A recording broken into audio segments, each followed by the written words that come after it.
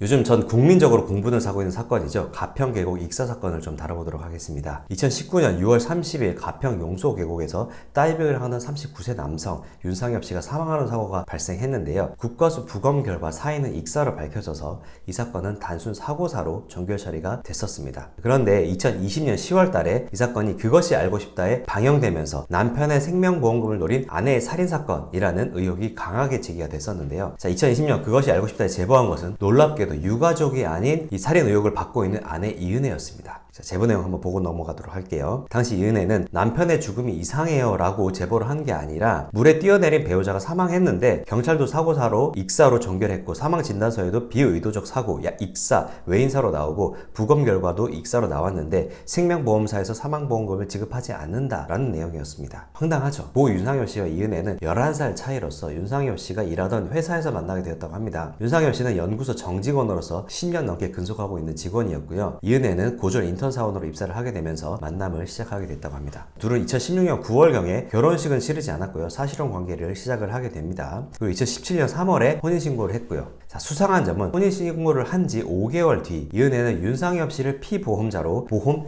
4개에 가입을 하게 됩니다. 보험료는 이은혜가 매달 납부를 했고 윤상엽 씨가 사망할 경우 보험금으로 무려 8억 원이 나오는 계약의 내용이었습니다. 자, 수상한 점은 이게 다가 아닙니다. 이은혜에게는 어릴 때 만난 남자와 사이에 태어난 10살의 딸이 있는데 윤상엽의 장례식에 이 이은혜의 딸 오지 않았고요. 그리고 이은혜의 가족들은 그 누구도 오지 않았다고 합니다. 6월 달에 남편이 사망을 했는데 8월에 이은혜는 SNS에 수상스키를 타는 내용의 영상을 게재했는데요. 그리고 5개월 뒤에는 딸과 마카오로 여행까지 갔다고 합니다. 자, 윤상엽 씨와 이은혜의 결혼 생활도 매우 비정상적이었는데요. 결혼을 하고 나서도 서로 별거하며 주말 부부로 지냈다고 하네요. 그리고 또 이은혜와 윤상엽 씨가 주고받은 카톡 내용을 한번 보면요. 자, 월급 탄 거 누구누구한테 다 보냈어. 돈이 하나도 없어. 은혜야, 나 10,000원만 입금해줘. 편의점서 도시락 하나랑 생수랑 사 먹게. 돈 빌릴 데가 없어. 진짜야. 신한은행 계좌에 3만원 있었는데 아반떼 할부로 다 빠져나갔어. 3만원으로 버틸라 했는데. 자, 윤상엽 씨는 여기 보면 월급을 모두 이은혜 또는 이은혜의 지인에게 송금한 걸로 보입니다. 통장 잔고 여기도 보면 0원이죠. 그래서 돈 들어오면 신랑 안경하고 운동화 사줘요. 신발이 찢어져서 창피해. 자, 신발을 얼마나 오래 안 바꿨으면 찢어지기까지 했습니다. 그리고 은혜야, 나 너무 배고파. 안경도 사고 싶고 운동화도 사고 싶고 라면 살 돈도 없어. 자, 여러분, 라면 얼마예요? 몇천 원밖에 안 하죠? 자, 진짜 미안해. 전기고 끊긴 데서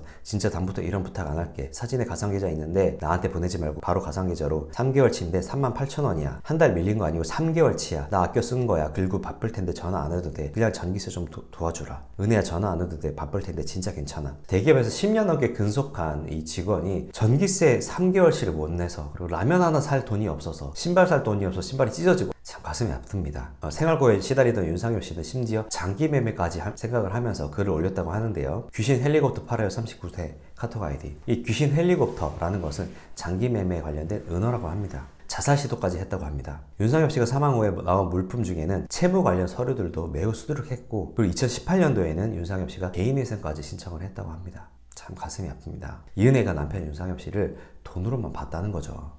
자, 사망 시각도 참 절묘한데요. 계곡에 뛰어내린 것이 2019년 6월 30일 8시경, 저녁 8시경입니다. 이것은 보험금이 실효되기 딱 4시간 전이었다고 해요. 그리고 처음에 이은혜가 윤상엽 씨한테 뛰어내리라 이야기를 했다고 합니다. 그러니까 윤상엽 씨는 수영도 잘 못하고 물을 무서워했다고 해요. 그래서 싫어, 무섭다라고 얘기를 하니까 이은혜는 그럼 오빠 내가 뛸게 라고 윤상엽 씨를 자극했다고 합니다. 남자 입장에서는 아내가 이렇게까지 말하면 안 뛸 사람이 누가 있어요? 또 윤상엽 씨는 위 카톡 내용처럼 몇천 원이 없어서 전전긍긍하는 생활을 하고 있었는데 이은혜는 이때도 사망보험금을 꼬박꼬박 내고 있었습니다. 이렇게까지 생활이 힘든 상황이라면 사망보험 해지할 수도 있잖아요. 그 사망보험금 내는 것을 아껴서 그 돈으로 남편 생활비를 줄 수도 있는데 보험금 낼 돈은 있고.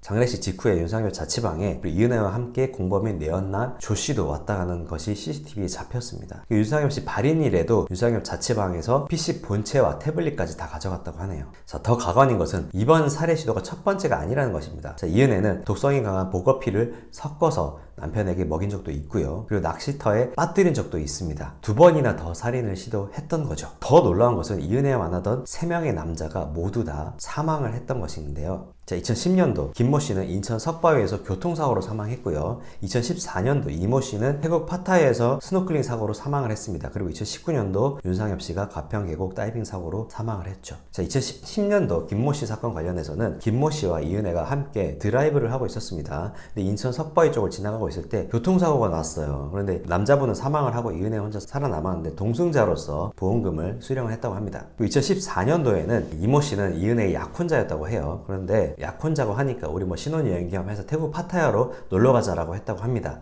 근데 거기서 놀러 가서 스노클링 하다가 사망을 했다고 하는데 이은혜 진술을 하기를 밤에 이 남자분이 술을 먹고 들어가서 바다에서 물살에 휩쓸렸다라고 이렇게 진술을 했다고 합니다.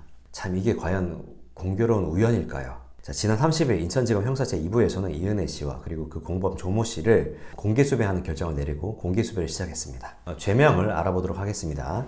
죄명은 먼저 살인죄가 문제가 될 수가 있겠죠. 자, 적극적으로 물리력을 가해서 죽인 것도 살인죄에 해당되겠지만 물에 빠진 사람을 도와줄 의무가 있는 사람, 특히나 이 배우자는 법률상 배우자 같은 경우에는 구해줄 의무가 당연히 있죠. 이런 사람이 그것을 의도적으로 무시했을 경우 이것은 부작위에 의한 살인죄가 성립될 수가 있습니다.